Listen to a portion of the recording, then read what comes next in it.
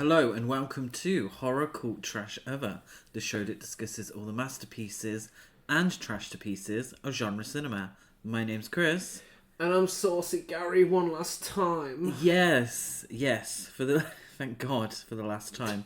For the last time this year, we are celebrating Naughty November. There was some erotic cinema during the cold month of November. Now I say cold because, as you probably know, for the last 2 weeks, we've released on Fridays instead of Tuesdays. Sadly, cold and flu season got to me after it got to Gary last week. Hopefully it's out our system. Yes. Hopefully no more illnesses for us, and we're back to our usual weekly schedule of a Tuesday. But yes, so we're still in November, though. We are still in November. So Naughty November still counts. Yeah. And I think we finished on a high. I think we have. Because as cold as it is here in the UK in November, we're talking about a very hot and sweaty film. Yeah, it's not so cold in Florida. Certainly not. First of all, though, before we discuss this week's film, let's discuss what's new with Chris and Gary. Yes. So what's your highlight of since our last... Oh, I suppose it's the last week, isn't it? Since last week was on a Friday. My best of the week is Noroi the Curse. Oh, nice. Which is just found footage perfection. As someone who is a fan of found footage horror and J-horror, I should have watched this many years ago, but I watched it for the first time, and no exaggeration, it fucked me up. The ending was absolutely terrifying, and there's a lot of creepy scenes before that as well. But that ending, oh my god, it's my favourite found footage horror ending. Yeah, really, really good. I love Japanese horror films. You love Japanese horror films. So we recently purchased the J-horror box set from Arrow Video, didn't we? We did. And we started it off, and yeah, absolutely. Noroi the Curse is definitely a highlight so far. I enjoyed it. I probably struggle more with found footage, if I'm being honest, but I still enjoyed it. Yeah, it was a very, very fun, enjoyable film. Fun? Yeah, but it was fun. Scary. Well, I don't know. I suppose I find horror fun in general. Yeah. I've never necessarily been scared by horror films. No. I find... I suppose maybe like a... sort of... Not to sound like Martin Scorsese, but it's like a roller coaster. Like, in a roller coaster, yes, I feel the excitement, I feel the fun of it, but I never actually feel like I'm going to be hurt, or I'm not actually scared. And that's how I see horror films. Yeah. My highlight of the week is soundtrack to a Coup d'Etat. Mm-hmm. Yeah, now I probably destroyed that pronunciation. I'm glad that you said it. It's an honourable mention for me. I just want to get it out there now so I don't have to say it. Yes. Fantastic documentary. Yeah. Really, really fascinating. I love the style. I love the way that they did it. I'm a huge fan of jazz music. I'm a fan of historical documentaries.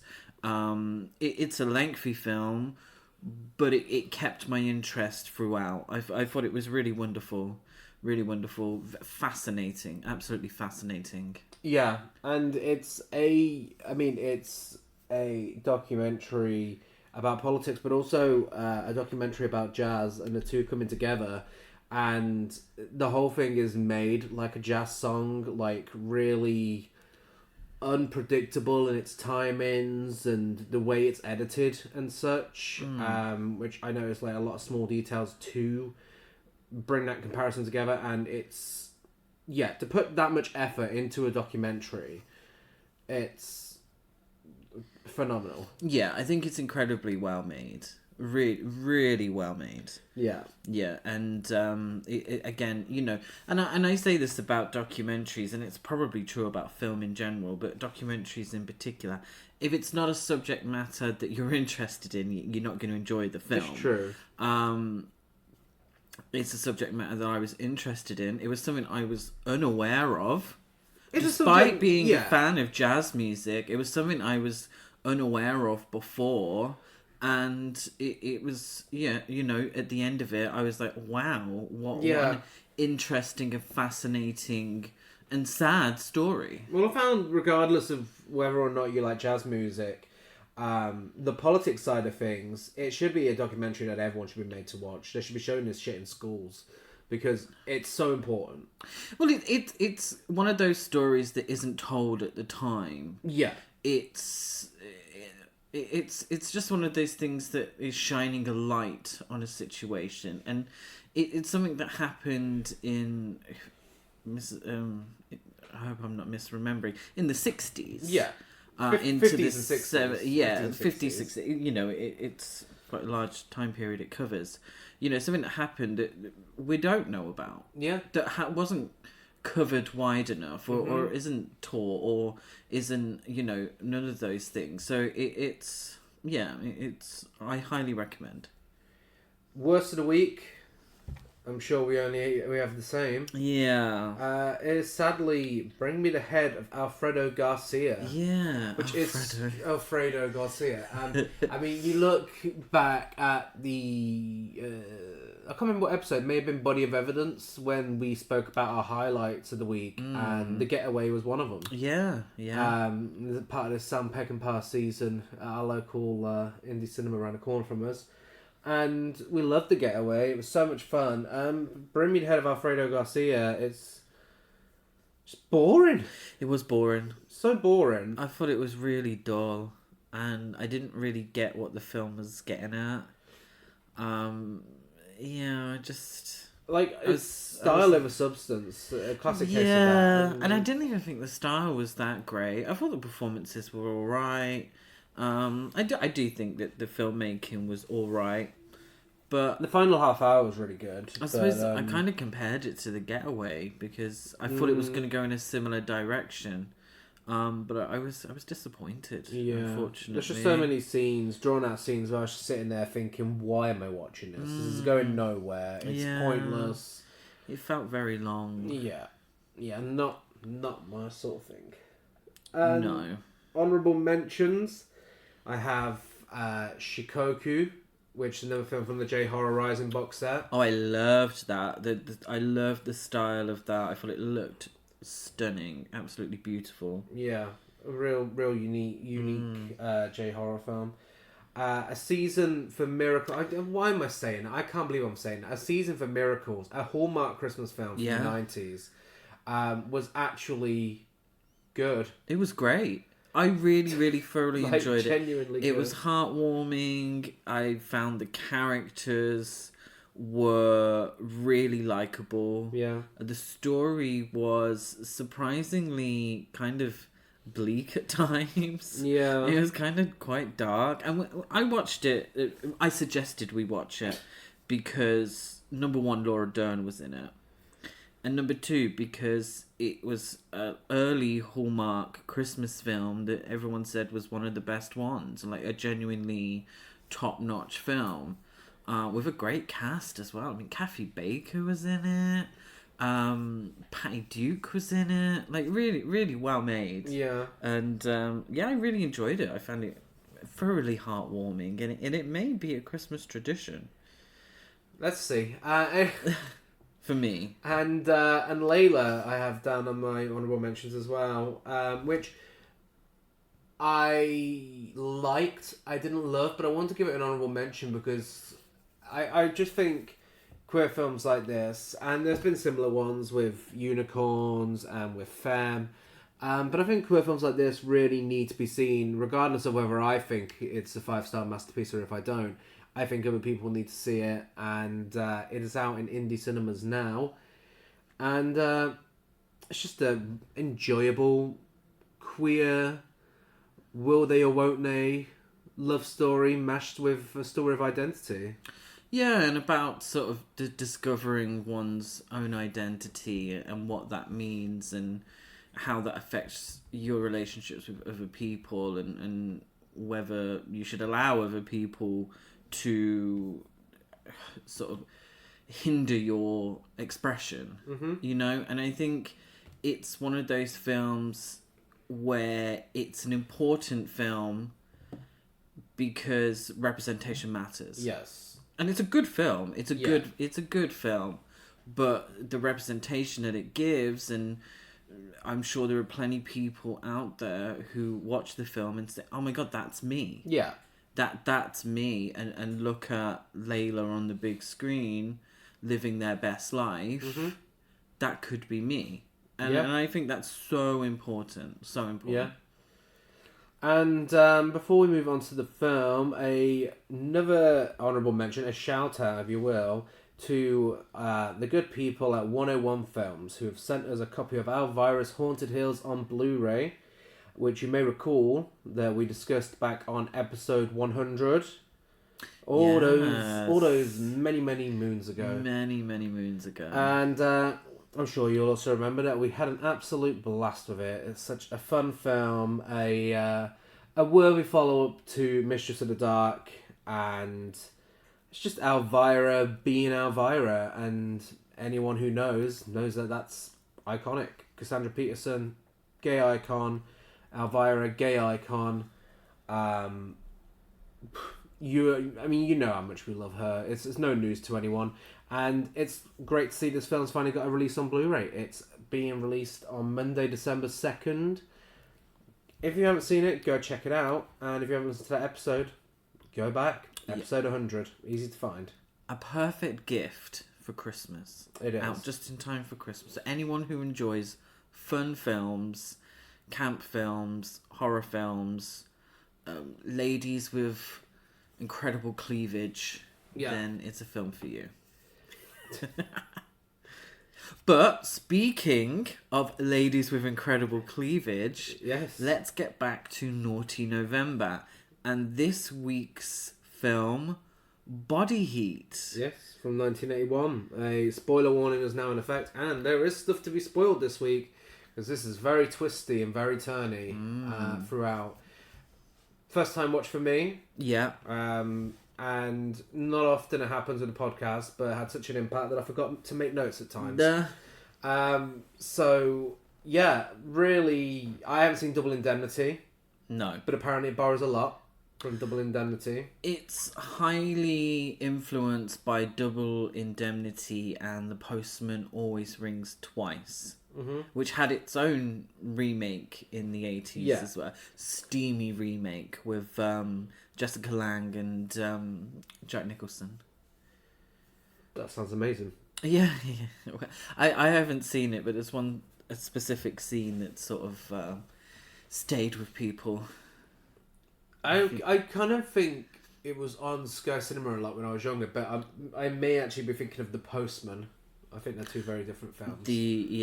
The Kevin Costner film. That's the one. Postman. Yeah, that's the one. So Body Heat is written and directed by Lawrence Kasdan, who directed Silverado, The Big Chill, Dreamcatcher, Mumford, French Kiss. Mumford. I Love You to Death. Son?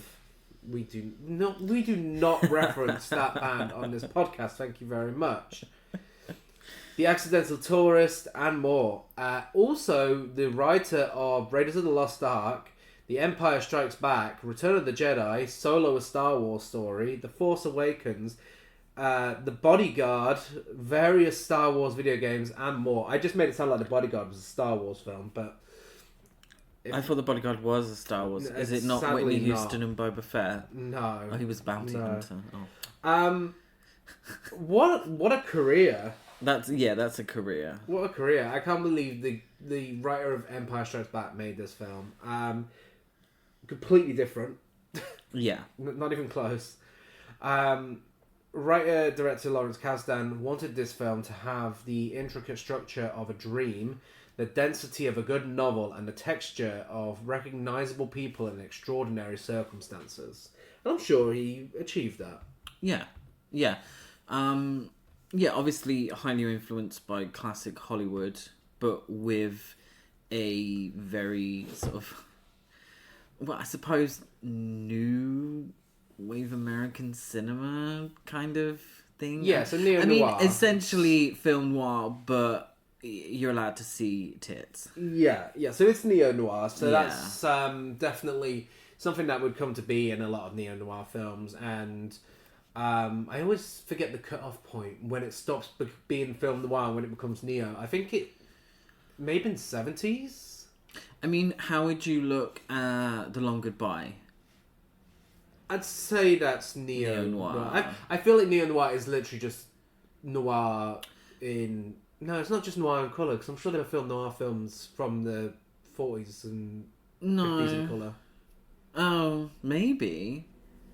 Oh, I don't know actually, because what was didn't Stanley Kubrick, The Killers, wasn't that 60s or was that 50s? I think that was 60s. Oh, need to brush up on a. Apparently, film we need history. to brush up. We probably should have looked at this, considering we're talking about a neo-noir film. Well, we always do. We always say we're going to do Noirvember, and we never actually get round it's to after it. the 50s. After the After 50s. the 50s. Okay. Yeah. So there we go. There we are.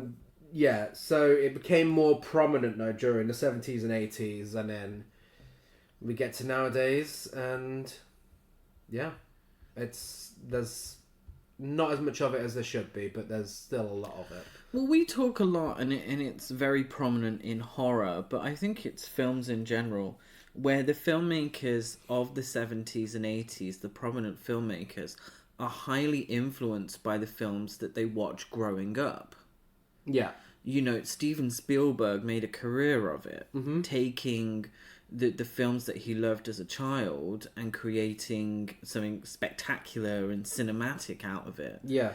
Brian De Palma made a career out of it, and so it's evident in this as well that there is a love for film noir, and he's making his own version of it. Yeah. The way that Star Wars was kind of a version of the old Flash Gordon and you know, and the comic books and all of that business. So it's great. It's wonderful to see because it's influenced by fantastic films. Yeah. And a lot of it had a female perspective as well, because Kasdan wanted a woman editor to have a female perspective on the film, but specifically the erotic sensuality of the film. So Carol Littleton, who actually edited a lot of Kasdan's films since this, she edited it to put that perspective on there, a little spin. And that's always good. That's always nice to see. And I think the film benefits from it. I think it's very well edited. It's I was surprised, a very sophisticated film, which is kind of amusing in comparison to the last 2 weeks of films that obviously I gave Cruel Intentions 5 stars, but it's a little trashy by design. And obviously, Body of Evidence is a trashed up piece. I don't think there's an ounce of trash in this film. I feel like this is a very suave, very well-made film. And quite a serious one as well. But it doesn't drop its erotic thriller elements. No, in the sense that it is erotic Yeah. and is a thriller. Yeah. And the soundtrack. Yeah. But spoiler for later, potentially, is I kind of struggled to find any camp in the film. And I love camp, as you can tell. And if you've listened to the podcast, you know that, one of the things I love most than anything in films is that camp value, is that fun factor. But it doesn't have to always be there. And I thought this film actually, there wasn't a huge amount of camp. I actually thought it was. Really? Yeah. I thought there was a perfect amount of camp. I thought it wasn't too overwhelming. So something like Body Double, not to get confused with this film, Body Double, released around the same time, I believe, is outwardly camp. The whole film is camp. Whereas this, I feel like it was just smoothly camp. Like, it didn't... There was no point where it was impossible to take seriously because of how camp it was or anything like that. It was just the right level. And there's one scene that you can't sit opposite me and tell me is not camp. There's one particular scene that gets my award later on. I suppose it's how maybe we perceive sex on screen. Yeah. And I think anything that is overtly erotic, and, you know, indeed consensual on screen, I think it is quite camp. Because I think any sex scene in a film, particularly one that is as sensual as they are in this film, is camp, because it's kind of ridiculous. Like, it's always going to kind of be ridiculous, and I love it. And I'm not one of these people that says sex shouldn't be in films. What's the point? But I think sex scenes in films are always going to be melodramatic. Yeah. You know, unless the whole point is that it's a boring sex scene. I honestly feel like Kathleen Turner played this with a lot of classic Hollywood camp, and I think it's also because she reminded me of someone, which we'll get to, and it's by design. Yeah. So this is a budget of $9 million, and it made $24 million at the box office. I'm sure it probably made a lot more on home video, and it's real shocking stuff. Included in Roger Ebert's 10 best list for 1981. That is really surprising. You think? Yeah, this is way too saucy for him. Yeah, right. I think, but that's why I think it is taken seriously. I think it is a serious film, and I think that's part of the reason why critics took it seriously. Yeah, I do, and I think obviously age is always going to factor in these things, with the camp value and the campiness. But I do think that it was meant to be a serious film and was taken as a serious film. Yeah. Should we talk about who's in it? Yes, in a section we like to call, "Hey, is this your first role? Wow, good on you, Kathleen." Yeah, I mean, she's not up first. No. Because the 80s didn't like putting women first. I suppose it is a first film, so maybe. Sadly, William Hurt is in this as Ned Racine, the domestic abuser that somehow went on to star as Thunderbolt Ross in various MCU films. History of Violence, Lost in Space, Broadcast News, Altered States, Into the Wild, Robin Hood, The Village, Dark City, and more. Could have been Christopher Reeve. He was offered the lead, but turned it down after saying, "I don't think I'd be convincing as a seedy lawyer." Yeah, maybe. The Ladd Company head, Alan Ladd Jr., lads, didn't like the moustache on William Hurt, feeling that it looked sleazy and wanted it removed. Duh, that's the point. That's the point. But despite getting his big directional debut from Ladd, director Lawrence Kasdan refused to do this. Ooh. The moustache has to be kept. Yeah, always, I think it's always battling. I for do a think moustache. it's integral to the part. Just something Gary touched on there. It's something I wasn't aware of until Gary made me aware that, you know, William Hurt was a real piece of shit. Yeah. I really didn't know. I hadn't heard the stories, but now I have, and boo to him. Yeah, rest.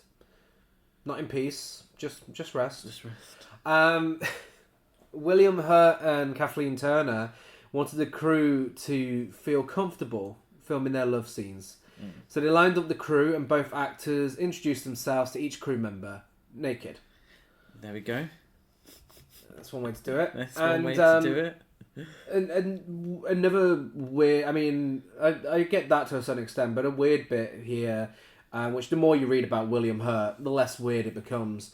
Ted Danson has told a story about how, just before shooting, William Hurt came up to him and asked, "Do you trust me?" And then proceeded to grab him by the balls and asked him again, "Do you trust me?"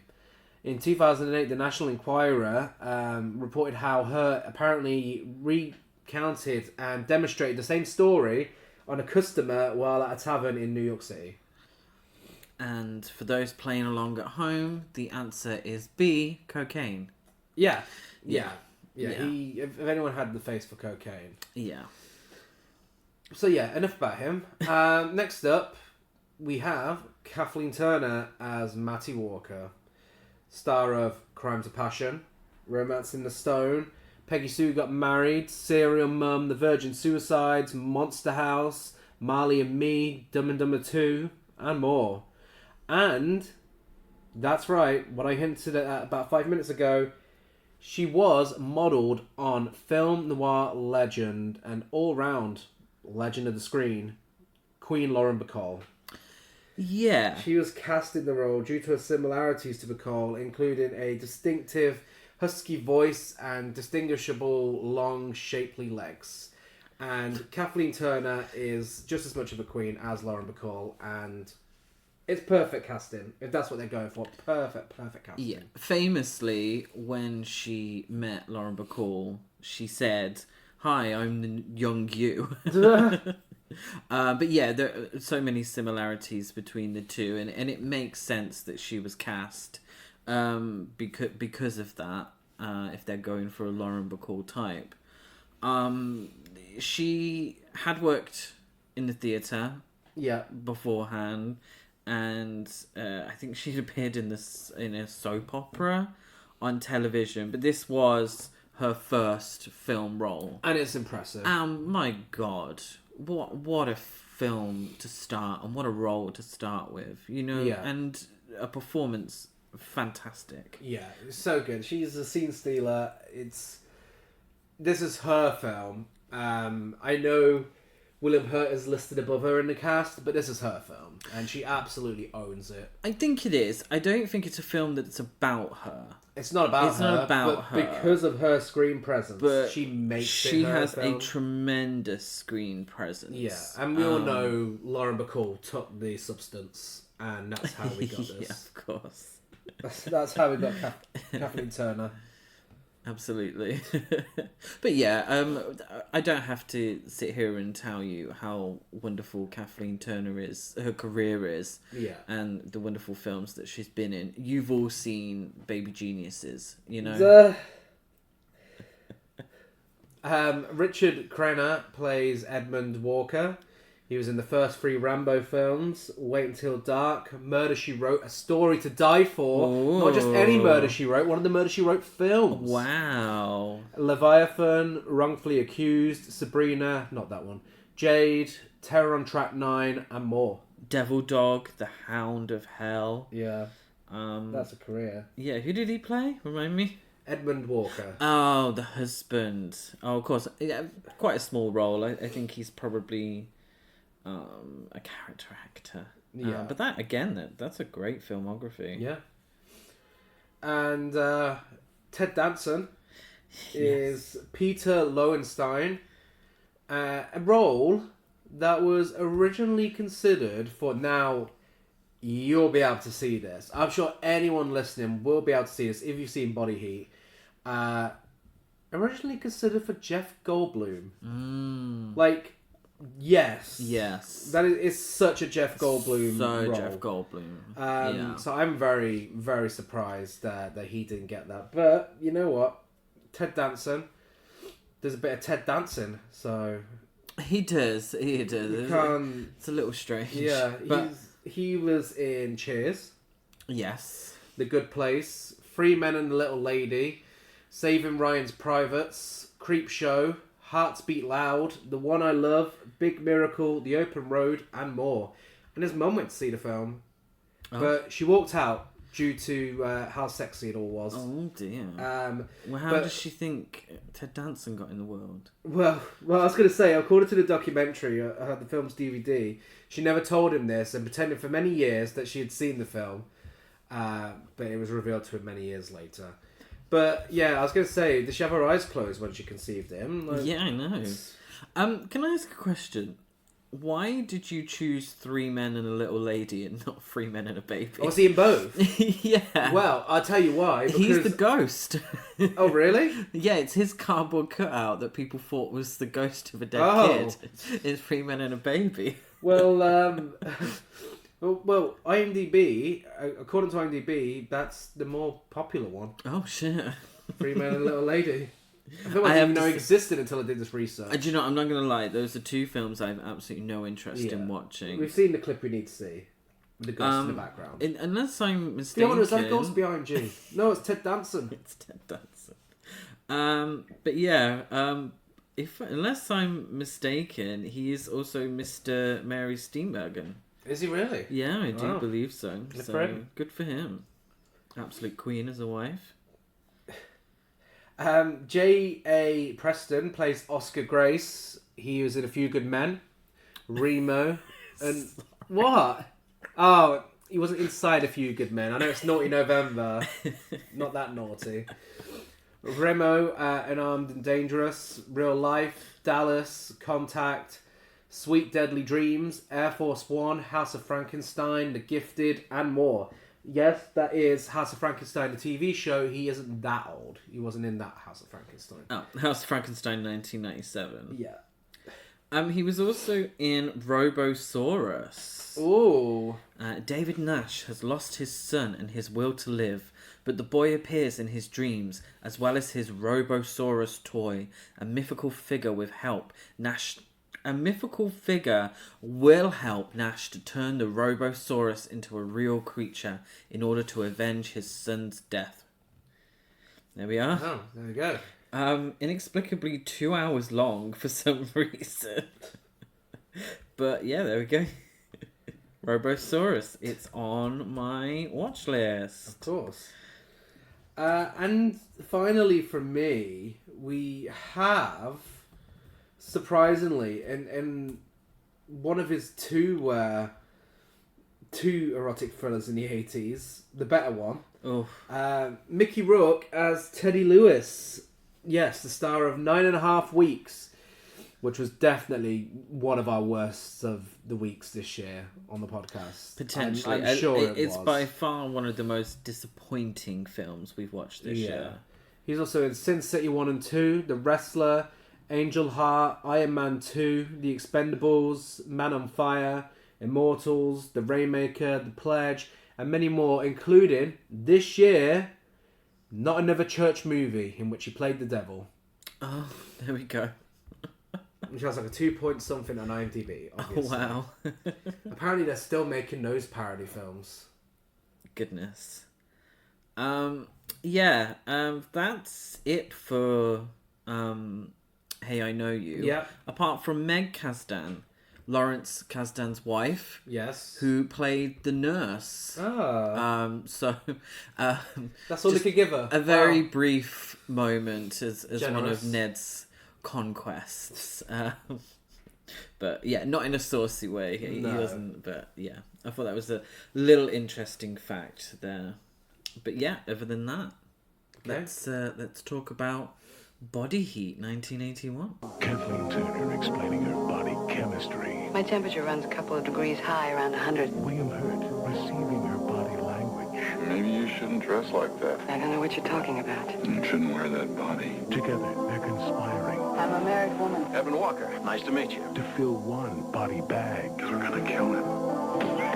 Watch two sizzling stars in the kind of movie you thought Hollywood forgot how to make. Body Heat. In South Florida, womanizing low-rent lawyer Ned Racine begins an affair with Mattie Walker, the beautiful young wife of shady businessman Edmund Walker. So we open with some stellar jazz. Saxophone immediately. I'm assuming this kind of started It may have done. the erotic thriller soundtrack. I mean, you watch any of the Cinemax films, any of the direct-to-video erotic thrillers that used to be on Channel 5 on a Friday night. If you want a good erotic here in thriller, the UK, it has that jazz soundtrack. The saxophone is prominent. It's absolutely, and maybe this started it. Yeah, I mean, it makes sense. Courtesy of John Barry. Yeah, who knew that the guy who did James Bond also started the erotic thriller saxophone craze.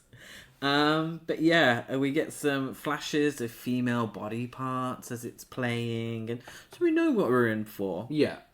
So we open with Ned and Angela, who are post-sex. Ned is watching a fire burn in the distance after having made love to gorgeous redhead Angela. And Angela says, "My God, it's hot. I stepped out of the shower and started, sweating again." So we can tell straight away that we're getting a sweaty film here. Yeah. This is, in my opinion, one of the sweatiest. It is. It's definitely up there. And there's two rumours about what's going on with all the sweat. One rumour says it's real, and Florida was just that hot at the time, and that was the circumstance they were in. They were always sweating. But then another rumour says it was actually freezing cold, and they had to have ice cubes in their mouths before talking because of all the smoke and whatnot coming from their mouths. But then also they were constantly sprayed down with water to make it look like they were sweating. I mean, I don't know. I've never been to Florida at any time of the year, but it kind of looks real. My assumption from what I've gathered about Florida is that it is always quite steamy, sweaty, and warm there. I mean, it's a film we're probably going to mention a few times, but Wild Things is a very sweaty film. It is. That's set in Florida, and it was filmed in Florida. I'm assuming it'd just be very warm. Yeah, I suppose it's an interesting story, though, with the ice cubes. But maybe not true. So Angela knows her place and knows that Ned has lost interest in her once the flames of passion have ceased. He's got another fire that he's watching outside. We cut to Ned meeting Mattie at an outdoor jazz concert, and she is stunning and iconic in her white dress. Yeah, the way she enters the screen, going for a cunty walk away from the jazz concert, and it's just immediately, it's like, okay, all eyes are on Kathleen Turner. Like, it's indescribable. You need to see it. It's such a slay. Yeah, and it's quintessential Lauren Bacall, in the film noirs that she was in, the way the dress is, the way that her hair is, all of it. So, of course, Ned hits on her straight away, despite her first words to him being, "I'm married." Yeah. She said, they have a conversation. She says, "You aren't too smart, are you? I like that in a man." And Ned says, "What else do you like? Lazy, ugly, horny? I got 'em all." And she says, "You don't look lazy." It's this old classic Hollywood way of speaking or flirting that I enjoy. And it's... I don't think they would have said horny in Double Indemnity or anything like that, but I love this kind of dialogue. The back and forth is so entertaining, and their chemistry is so good. It's genuinely believable. It really is. I mean, his chart lines aren't the best, but somehow, because of the performances and because of the back and forth and so on, it's not... You can take it seriously. I mean, for example, coming from me, this sounds ridiculous, but he says, "You look like Pine Haven." And she says, "Well, how does Pine Haven look?" And he says, "Well tended." And she says, "I'm well tended, all right. Well tended. What about you?" And he's like, "Me? I need tending." It's like, that's fucking awful. Like, come on. But... That's how straight people flirt. Yeah. The way it's delivered in the film is like, oh, this is actually really engaging. Yeah. And what obviously, we've watched the whole film.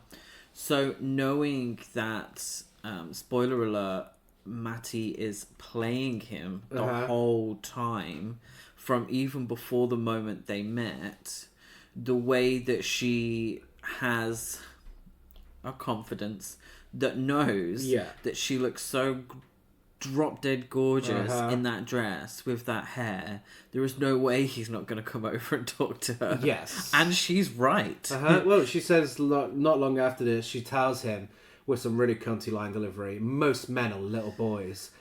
And she's right. He's a fucking idiot. He's an idiot. This whole film, she plays him so clearly. Yeah. And I think it's an unpredictable film. There's some good twists here and there. But from the get-go, and I tried to, because obviously I get notes prepared and such, and I avoided the spoiler section on IMDb. I didn't want to know how it's going to end or anything. But I was going, okay, she's clearly playing you. Come on. She's good at it. She's really fucking good at it. She's so manipulative, and Kathleen Turner plays that so well. But he's a fool. But this is, and I'm going to say a lot during this episode, is that this film is not about a deceitful woman. No. It features one. The film is about a stupid man. Yeah. Because if he goes to her again, he says, can I buy you a drink? She says, I told you I've got a husband. He says, I'll buy him one too. She says, he's out of town. He says, my favourite kind. We'll drink to him. And she says, only comes up on weekends. And he says, I'm liking him better all the time. The moment her first words were, I'm married. Yeah. And she repeats it again. I'm married. Uh-huh. If he had anything about him, he would have said, I'm so sorry, carry on with your day. Yeah. He doesn't. And she knows he's Uh-huh. that's who he is. She knows his reputation. She's luring him in, but playing on his number one, stupidity. Uh-huh. Number two, horniness, and number three, lack of decency. Yeah. Because he has absolutely no qualms in having sex with a married woman. Yeah, and he's a sleazeball. And the film wants you to know he's a sleazeball. Yeah. And this is refreshing for 1981 because I actually don't think we're meant to feel any sort of sympathy for him whatsoever. No. I don't think he's meant to be a likeable protagonist at all. We find out quite early on the type of person he is. And I think that's really interesting, especially with her goals and what she's trying to achieve, when really she's closer to a protagonist than he is. To a certain degree, I mean, he's the protagonist. He's a flawed protagonist, and she's flawed as well. Yeah. Obviously, we don't condone murder on this podcast, but I do think they're both interesting characters. Yes. I think he is stupid, and we're meant to think he's stupid or foolish or whatnot. But I think he's a bit of a sad character as well, just a little bit, because he says something interesting that does come back a couple of times later in the film. He says, sometimes the shit comes down so heavy I feel like I should wear a hat. Yeah, so remember that for later. She gives him a classic slap. That is, again, Yeah, straight out of the classic Hollywood film. She spills her drink on herself and asks Ned to get her a paper towel. And he goes to the bathroom, and there's a weird exchange with him and some guy in there. Uh-huh. I think the guy is waiting for, He's going cruising. yeah, essentially. And so Ned kind of gives him a nod or a wink or something. Like, I know what you're up to. But he returns, and she's scarpered. She's gone. So the whole idea is that he's chasing her. Yeah. She wants him to chase her because this is her testing him to see how much of a moron he actually is. Yeah. Ned sleeps around a little bit, but he can't stop thinking about Matty, and eventually finds her in a bar where the flirtations continue. Uh-huh. She says, my temperature runs a couple of degrees high, around 100. I don't mind. It's the engine or something. He says, maybe you need a tune-up. And she says, don't tell me. You have just the right tool. So she's body heat. I mean, she is body heat. She is. Like, the actual film is telling us that her temperature is higher than the normal person. Yeah. You know, I love that. It's such good dialogue. Ned earns the ire of other drinkers who have tried to flirt with Matty themselves, but not had his luck. Ned blames Matty herself for the attention that she brings. He says, maybe you shouldn't dress like that. And she says, this is a blouse and a skirt. I don't know what you're talking about. And he says, you shouldn't wear that body. What a Yeah. thing to say. I mean, it's the male gaze at Uh-huh. her. She's simply there drinking a drink. She's a married woman, and he's not the first one to have tried it on with her. No. Apparently, there was a queue, Uh-huh. and he's at the end of the queue. Yeah. And everyone else is pissed that he's gotten further than everyone else. Uh-huh. You know, and I don't know who said it, but to exist as a woman is to, you know, be watched. Yeah.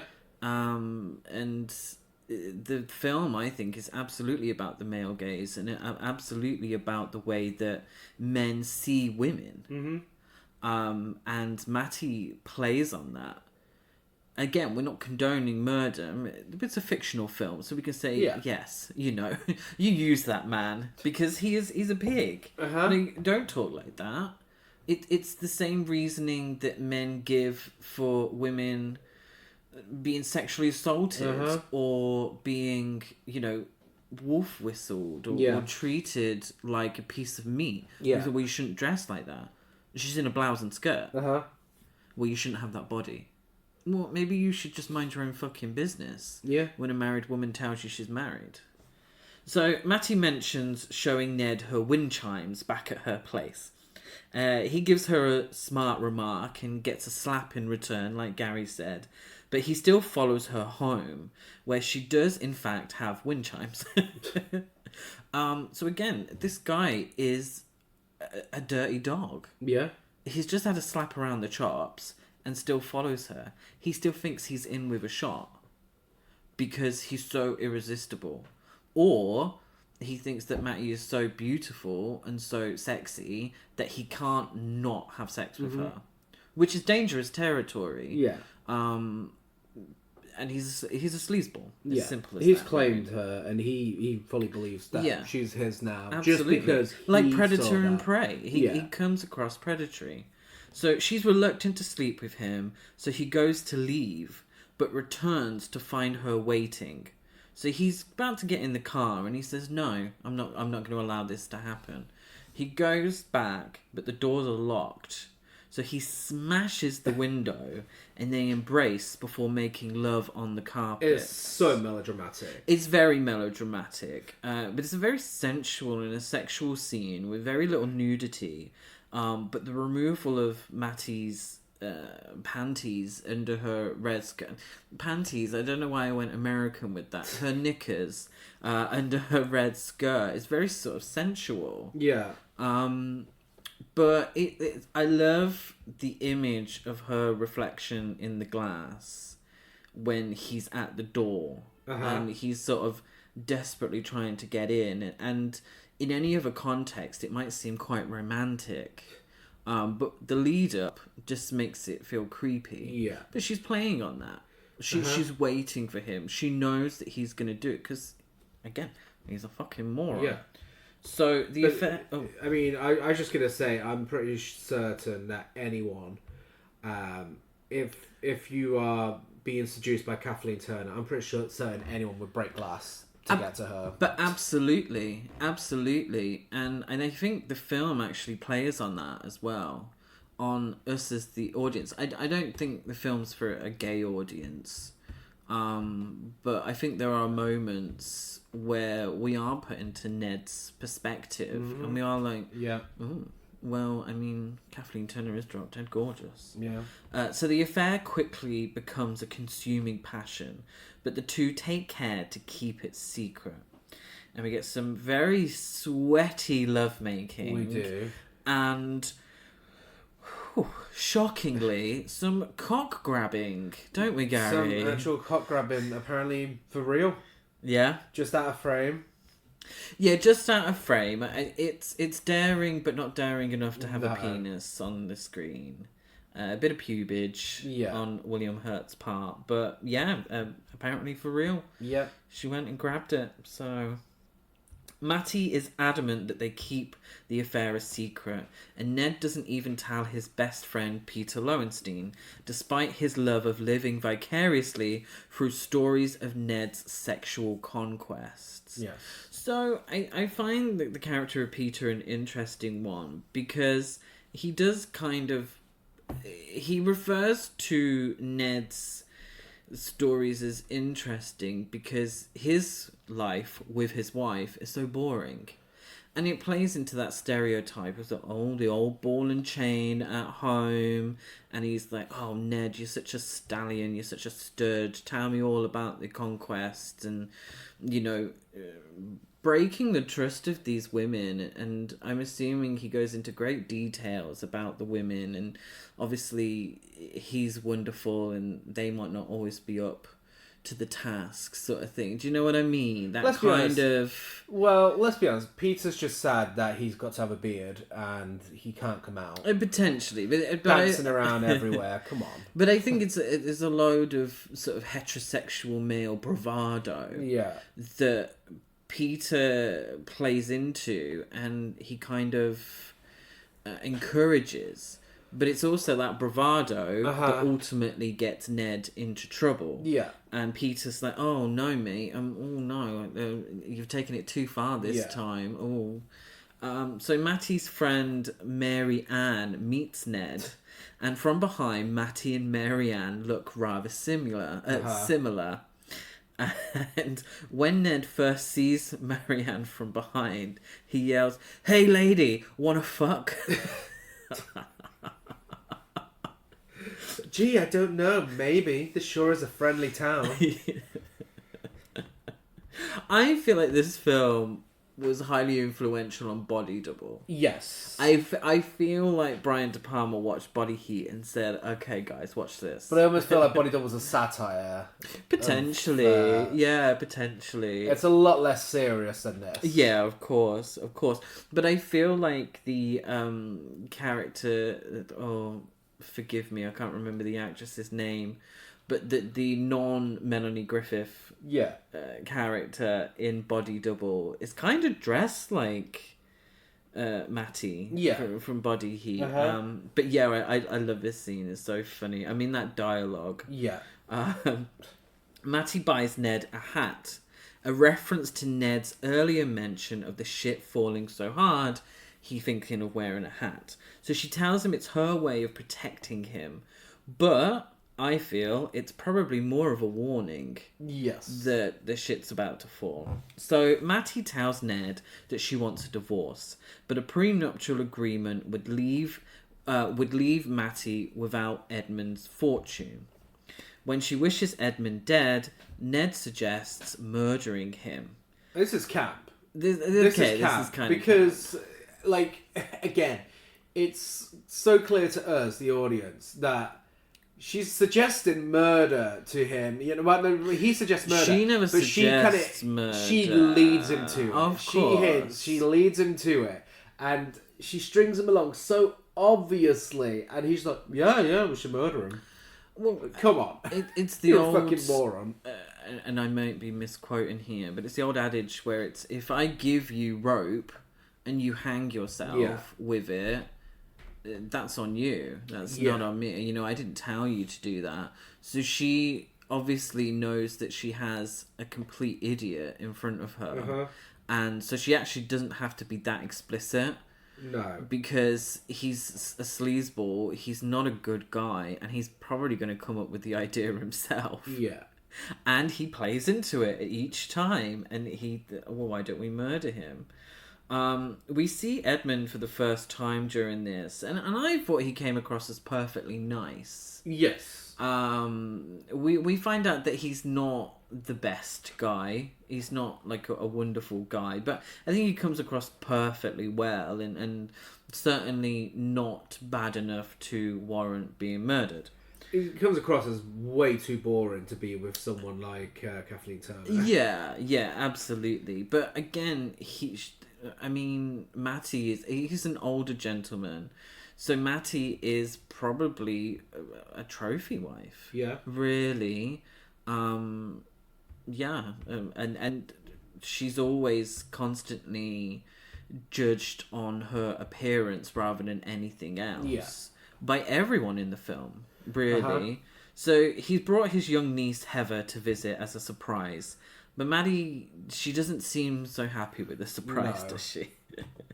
Ned gives Matty an impromptu visit whilst Edmund's away, but Heather is still there. Yeah. Because he just cannot bear to be away from her. Do you think that he can't bear to be away from her, or his dick can't bear to be away from her? I think it's that, yeah. I don't think think he's so. in love with her. No, I think he's a sex addict. Yeah. And she gives him everything that he wants each time. And so he doesn't have to go out and find a woman. He's got one there ready to go whenever he wants to. And he refers to that later on, actually, at the end of the film. Poor little Heather. She finds Matty sucking Ned off on the veranda. It's so unexpected. Like, I was expecting like a lengthy sex scene. We had a few of them by this point. But, like, them trying to avoid being caught by her. I didn't expect her to just walk in on them straight away. Straight away. Yeah, poor little Heather. She's not the same afterwards, is she? No.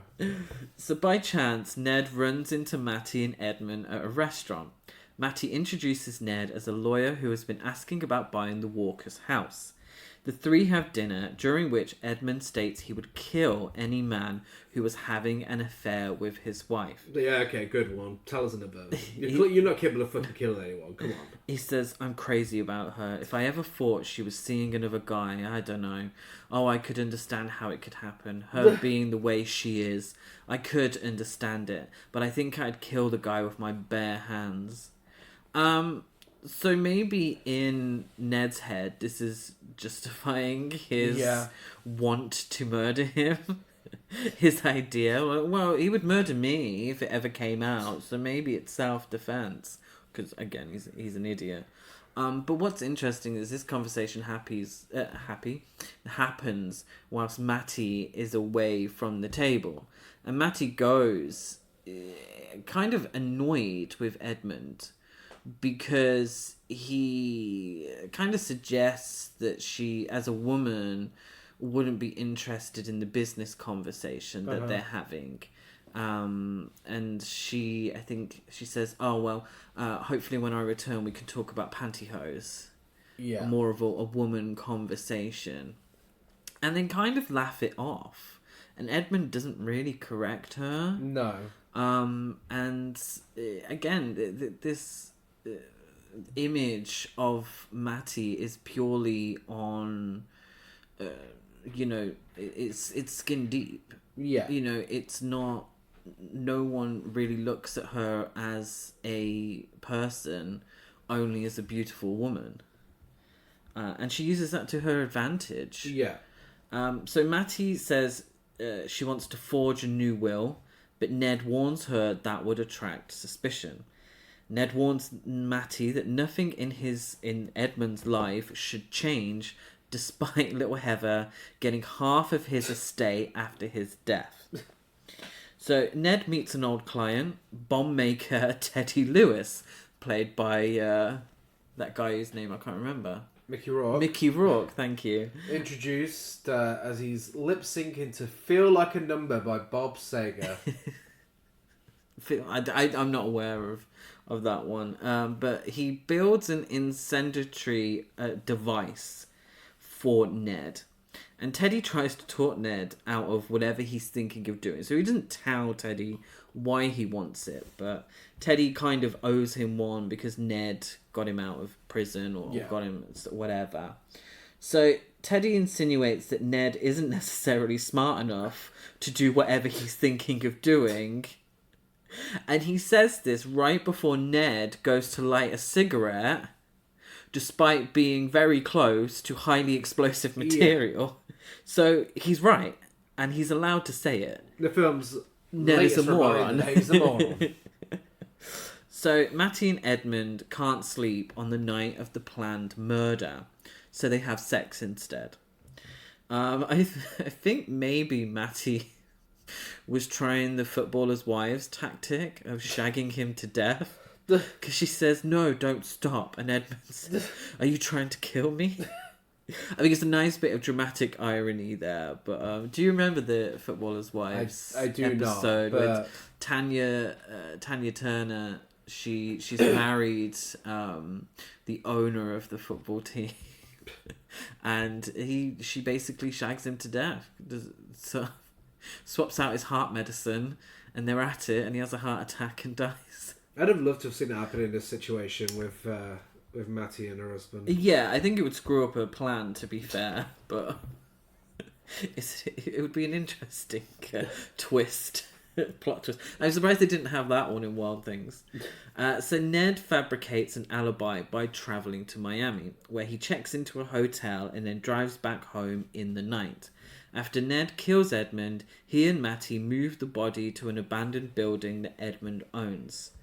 So the murder happens when Edmund investigates a strange noise after sex, and he's holding a gun. So Matty from the staircase, she says, he's got a gun, and Ned scuffles with Edmund before hitting him over the head with a piece of wood, like a random piece of a plank of wood. And it's like, this is really messy. Like, this guy is such a loser. He can't even do this properly. like he should have just been dead, but then you're scuffling on the floor and potentially gonna get shot because you're an idiot. I love the way this is all shot. Oh, beautiful. I mean, the whole film it looks incredible, but this sequence in particular. I mean, the house is stunning as well, Yeah. but yeah, it looks great, and I love the sweatiness and the heat, but I also love the Drag Race Season 1 filter as well. It looks great. So whilst Ned is checking into the hotel, so during the setup, it was just something I found interesting, that when Ned is checking into the hotel, we cut to Matty, who is taking a bath in a somewhat sensual way. Uh-huh. And whenever she's in the bath, it's really cunty and it's really campy as well, very sensual. Something I thought that the film may have, and I haven't seen it, being in queer media, I've seen one or two posts, but it's not something I've seen too much of, but potentially the film could be accused of being exploitative, because Kathleen Turner is undressed a hell of a lot during the film, and to just flash to her in the bath so that we can get a little nudity from her could be seen as exploitative. But what I think is that the film is deliberately doing this is the way that Ned sees her, and the way she wants Ned to see her too, and therefore the audience is seeing things from Ned's perspective, and only seeing her as a sexual being, only seeing her as sort of from a scantily clad point of view, which I find really, really interesting. But I think Kathleen Turner completely owns it, though. I think she owns her sexuality in this film. I think with getting the female editor in as well, I don't think it was planned to be exploitative in a negative way, but it would make sense if it was her through his eyes. Yeah, absolutely. And this is where sex in film, I think, is important. And showing this and seeing this, it helps the film, and it builds on the film, and it builds on the themes of the film. So Ned sets the bomb to destroy Edmund's body and mislead the police. Ned and Matty then part and agree to have no contact until Matty takes possession of the estate. Soon after, Edmund's lawyer calls Ned about Edmund's new will, which had supposedly been drafted by Ned. The will was supposedly witnessed by Mary Ann, who is now nowhere to be found.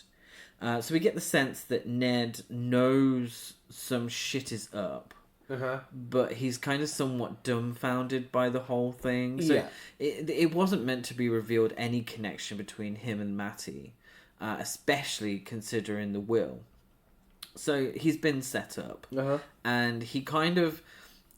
And William Hurt's performance is good. It's a really good performance, because he's kind of half dumbfounded by the whole thing because he's an idiot, and the other half, you can see like it's ticking over in his head, like trying to figure out like, oh, am I being played? And like, oh, I don't know. We cut to Ned's hat, on the thing, and I love this. I absolutely love this because the hat. I didn't really take much notice of the hat. I was like, Yeah. oh, okay, whatever. But now I realise it's actually quite a funny piece of sort of dramatic irony because we cut to Ned's hat because now this is the shit. Yes. This is the shitstorm. Yeah. Get your hat on, Ned. The new will has been improperly prepared, violating the rule against perpetuities, excuse me, and the local judge with a poor opinion of Ned nullifies it, leaving Matty the sole beneficiary. And that is the campus scene in the film. Like, her there in that office with the will reading. Yeah. And she's there, she's like, you mean it's all mine? Oh my god, so camp. She gives a wonderful performance when she finds out that she's getting everything, doesn't she? She does. Great performance from Kathleen Turner. The judge calls Ned out in front of the whole room and reminds him of another case that he fucked up some years ago. Throughout the film, we are repeatedly reminded that Ned is a really bad lawyer as well. Yes. Like, he's not very good at his job. He is really a loser. But he's an attractive loser. And so he uses sex as a way to make himself feel better. And so that's why he has sex with these random women, because each time it gives himself an ego boost. Yeah. Because on paper, he's a shit lawyer and a dummy. Yeah. So Ned realises Matty has disregarded his warning and forged the will, calculating that it would be nullified. Matty pleads for forgiveness, pledging her love for Ned.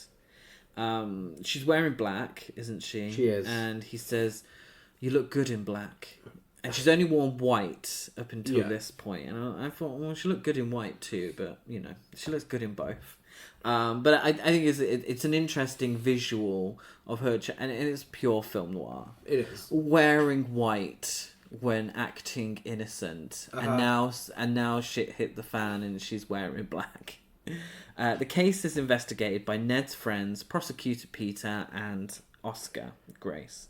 They suspect Matty is involved in her husband's death and warn Ned against seeing her. Ned begins openly dating Matty to throw them off. Which is such a dumb move. That's not going to throw them off. That's going to make them even more suspicious. Absolutely. It's so silly. Oscar says, "Ned, you've messed up before and you'll mess up again. It's your nature, but they've always been small time. But this might not be. She's trouble, Ned. The real thing. Big time. Major league trouble. Watch yourself." So Edmund's sister is fuming that little Heather isn't part of the will, and little Heather goes to the police station to tell them the story of Matty, Ned, and the blowjob. Luckily for Ned, she doesn't remember his face. Peter, who was in on the interview with little Heather, he recounts the whole thing, and he says, and this is where Ted Danson's comedic chops come into it. He says, little Heather goes out on the porch and there's this dude with her auntie, and the guy is turned round with his pants or shorts or whatever dropped. So he's mooning the little girl, right? And he and your friend are going at something that Heather can't quite figure out, which sounds suspiciously to me like oral genital contact, which I'm proud to say is no longer illegal in this state. And the guy turns around to Heather, "You follow me so far? Guess what he looks like?" And Ned says, "I don't know." And Peter says, "Well, he looks about 7 or 8 inches long, shiny and very, very bold." Poor little Heather, she'd never seen one angry before. It made quite an impression on her. Yes, sirree, it's the only thing she can remember about the guy. And it's funny because, like, at this point, you're like, is he going to reveal to him that she's described him? And it's like, no, he's just going to reveal her description of a cock. Yeah. So he's nervous. And also, it's a reminder of how kind of sleazy this whole thing is. Like, him and everyone he knows. Yeah, because he's like, and to a certain degree, I mean, the fact that him and Matty kind of had no issue with any of this, and they're like, oh, thank God this child who saw me getting a blowjob doesn't remember what my face looked like. You know, it's like, ugh. You know, is this what we've sunk to now? Yeah. Despite it happening in a beautiful, very rich, mansion, it's something very low and very sleazy. So the police deduce Edmund was not killed at the arson scene because his glasses were missing. Someone is trying to give them the glasses as evidence. So Ned thinks this is Matty. So Matty appears to have lied about Simpson as they cannot get hold of her at all. So Marianne is still missing. Also, Oscar begins to suspect Ned when he realizes Ned's alibi in Miami does not hold. Apparently, someone called the hotel in Miami adamant that they wanted to get through to Ned as an emergency, and when they got through, there was no answer.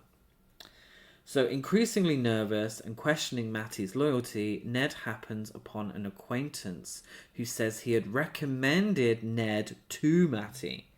The acquaintance was involved in the case Ned had previously messed up years before and had actually mentioned that to Matty when he was recommending Ned. He mentions that Ned should remember Matty because she's so attractive. Yes. And I'm thinking, this acquaintance, through his guilt about being involved in this and Ned getting into trouble, was he trying to get Ned work and sex? Yeah. With Ned being well known for being a ladies' man, maybe he deliberately sent Ned a rather attractive young woman to help, Yeah. let's say. So his womanizing ways, kind of his downfall from even before he met Matty. So later, Teddy tells Ned about a woman who wanted to know how to rig a bomb to a door. Teddy refers to her as a real looker and warns Ned to be careful. And I think it's hilarious that everyone keeps warning Ned about something that's already happened. So Yeah. be wary of this woman. She's dangerous. Don't get involved with her. Don't think with your dick this time, Ned. That's been and gone, mate. That's way in the past. That's exactly where he's at this point. Exactly. So Matty calls Ned, saying her maid had agreed to return the incriminating glasses after Matty paid her off. Ned's secretary takes the call at first, and she says, "Mrs. Walker is on the phone. Do you want her?" Which I thought was a hilarious bit of dialogue, very deliberate. I thought, well, he already has, to be honest, hon. Matty asks Ned to pick up the glasses from her boathouse. There, Ned spots a wire attached to the door. Matty arrives and Ned, holding a gun, asks her to get the glasses instead. Matty admits her plan, but tells Ned that things changed once she fell in love with him and there is nothing suspicious about the boathouse. Go get the glasses and we can go and live happily together. Yeah, she says, "Ned, no matter what you think, I do love you." Oscar arrives and observes their interaction. Matty walks towards the boathouse. Ned has a change of heart and calls to her to come back, doesn't he? But she gets there and it explodes. Yeah. A body is found inside and from the dental records is identified as Matty Walker. Now in prison, Ned tries to convince Oscar that Matty is still alive, believing that she had assumed the real Matty's identity to conceal her past from Edmund. Ned surmises the Mary Ann Simpson that Ned previously met had discovered the scheme and was blackmailing Matty, only to be murdered, her body planted in the boathouse. Had Ned been killed in the explosion, the police would have found both suspects' bodies and closed the case. Oscar is not convinced and reminds Ned that he actually did kill Edmund and deserves to be in prison. Wow. I like that he's actually in prison. I mean, Yeah. it's a detail that would be left out in so many other films. And, I mean, Body of Evidence was very much a case of that. Like, there's a lot of things that Willem Dafoe done wrong, but Yeah, Yeah, and he's not completely he- exonerated Yeah. at the end. And it's like, no, you did murder someone, you are in prison, and you do deserve it. Yeah. There's no redeeming moment here. There's no...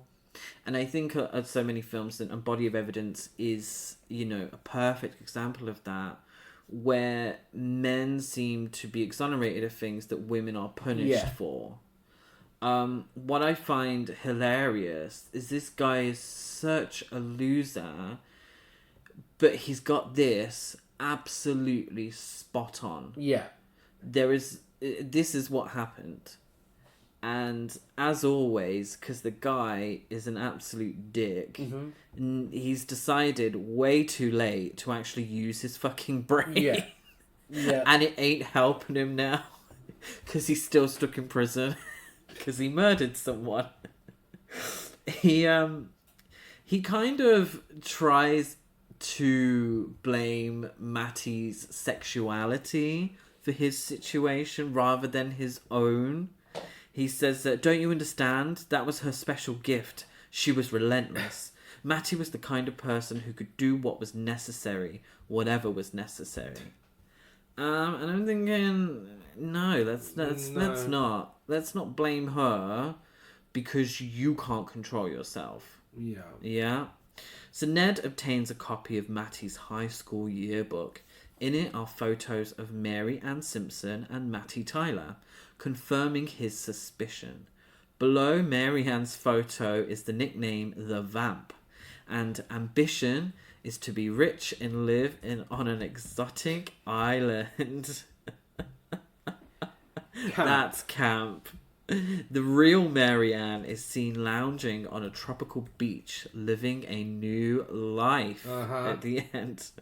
It's kind of, I mean, it's an hopefully no spoiler for Wild Things, but it's similar to that ending. It is. But also kind of similar to the ending of Silence of the Lambs. Yeah. It is. She kind of looks pensive and maybe a little sad. I think that potentially her declaration of love could have been a little more accurate than she'd initially thought.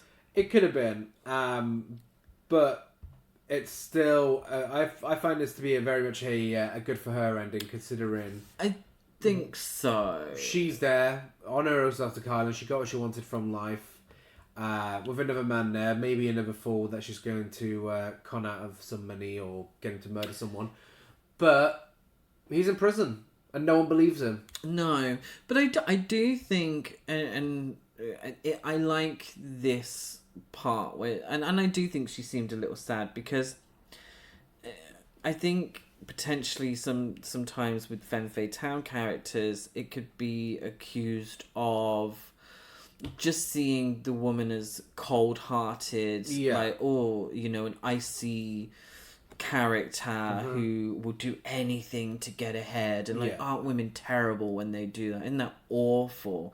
Whereas we saw a character like Edmund who also seemingly did whatever was needed to get ahead, but yet he was seen as a smart businessman and a successful businessman, and he got a big old house because of it. But half of that big old house wasn't going to go to Matty. No. It was going to go to little Heather. So she had to do what she needed to do to get what she felt she was owned. And she used Ned in that. But like I said earlier, I don't think Body Heat is the story of a cold, heartless woman. No. I think it's the story of a dumb, horny man. And there's more layers to the characters than we could look like, and we could look at if we're just generalizing about this and about the genre. But yeah, I digress. I'm comparing it to Body of Evidence, where essentially Madonna's character was a cold-hearted woman who used men. End of story. That's it. Yeah. I think there's a little more to this, and I appreciate that. Yeah. Yeah. But yeah, that's it. That's Yeah. it. We end with Matty on an exotic beach. Yeah. That's Body Heat. Body Heat. Bittersweet Symphony by the Verve starts playing. Yeah. definitely the one that's out of the 3 films we discussed this month. Definitely the most empowering when it comes to women, especially with the ending and a lot of the messages in there. And just, I was so surprised at how well made this was. You know, when you think erotic thrillers, a lot of the time it's easy to think of trashy, so bad it's good, but no, genuinely just a fantastic film. Yeah, and I think it's a very erotic film at times, but I think it's important that it is. Yeah. And I think it's important that we see that part of their relationship, because that's what their relationship was about. Yeah. She used sex, he wanted sex, and that's it. That was their exchange, essentially. You know? And I think it essentially is as well, that's what the femme fatale characters were like in film noir. You could only suggest it. This, because it's 1981, is able to show it. Yeah. And I think it works perfectly. I think it's a fantastic film. I think the performances are wonderful across the board. I think it looks fantastic. The soundtrack is so good. Yeah. Kathleen Turner became a star because of this film, and her star continued to rise. It's one of my favourite Kathleen Turner performances. William Hurt was great as well. Ted Danson was great. You know, it's we didn't mention his little dancing that he did when he met up with him. I mean, we mentioned he danced a couple of times he danced. There is one standout moment when they meet up to discuss this in the 3rd act where he's going for it. And it was his idea to do this, by the way, all these dance moves. Oh. It's like, why? But, I mean, I'm not complaining. Maybe why? Just trying to seem the character is kind of light and silly. Yeah. And kind of foolish as well. But in a different way to the way that Ned's character's foolish. Yeah. Maybe. I mean, Ned calls him an F-slur at the beginning, doesn't he? Yes. Kind of. The subtitle suggested it was Ned, but also it sound wasn't anything William like Hurt's voice. So we're not sure. But someone called him an F-slur for doing a little dance in a cafe. So there we are. Should we give it some awards? Yes. Biggest queen. It's Matty Walker. Of course. There's no competition. Of course. I I don't think there was any other woman that had more than 3 lines. But absolutely. Gorgeous, stunning, beautiful. Yeah. Yeah. Biggest gasp? For me, it was Heather walking in on Matty sucking off Ned. Like, I did not see that coming at all. No pun intended. Well, something I didn't see coming either was the cock grabbing. Yeah. Despite it happening off screen, it surprised me very much. Best dialogue for the delivery. It's, you mean it's all mine? Hey, lady, wanna fuck? And that's Cam. It's Matty at the wheel reading. Yes, I agree with that one. Just to be slightly different, I dig her sensual baths. I felt were quite camp. I love a big tub. I just once in my life, so does Meredith Marks. I would like to own a big tub so I can have a big sensual bath like Matty Walker.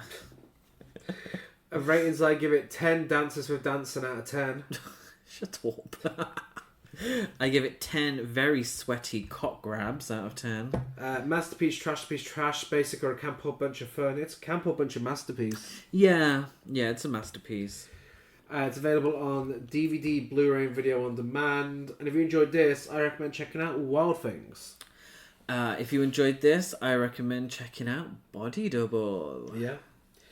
And apparently Double Indemnity. Of course, Double Indemnity. The Postman Always Rings twice. Probably the remake of The Postman Always Rings. I haven't seen it, but it's probably the more accurate one. Yeah. The remake of The Postman Always Rings twice. And we are Horror Cult Trash over on Facebook and Instagram. Horror Cult Trash on Twitter. I'm Delight Gaznight2 on Letterboxd. Gazmo205 on Instagram. And that's it. Because we're on Twitter, but I'm not. Yes. Yes. Good choice. Good choice. Gary's joined me in the anti-Twitter. Sick of seeing people having the shittest of hot takes. Yes. So I'm Chris Barker 823 on Letterboxd and Instagram, where I provide no shit hot takes. You'll be pleased to know. Give us a rate, review, subscribe on iTunes like on everything else. And don't forget to follow us over on Gasp Horror Fest across all social media as well. It's the end of Naughty November, but it's the start of Dickin' in December. No, it's not. It's the start of Christmas month. Yeah, a highlight for the podcast. I feel like some of the worst films we've ever watched have been podcast episodes for Christmas. And that's not going to change anytime soon. I don't think it is. Because we'll be back this week, and I'm sure we'll be back on Tuesday this week, Hopefully. when we'll be discussing... Unless I'm hit by a bus or something. There might be a better result than watching this fucking film. We're going to be watching and discussing Alf Bowling, the movie. Yay. We are, which may be comparable to being hit by a bus or by a bowling ball, but yeah, first time watch for the both of us. Very excited. I'm sure I'll be so distracted. Like this film, I'm sure I'll be so distracted I'll forget to make my notes. Yes. So we'll be back same time, same place on Tuesday. Bye.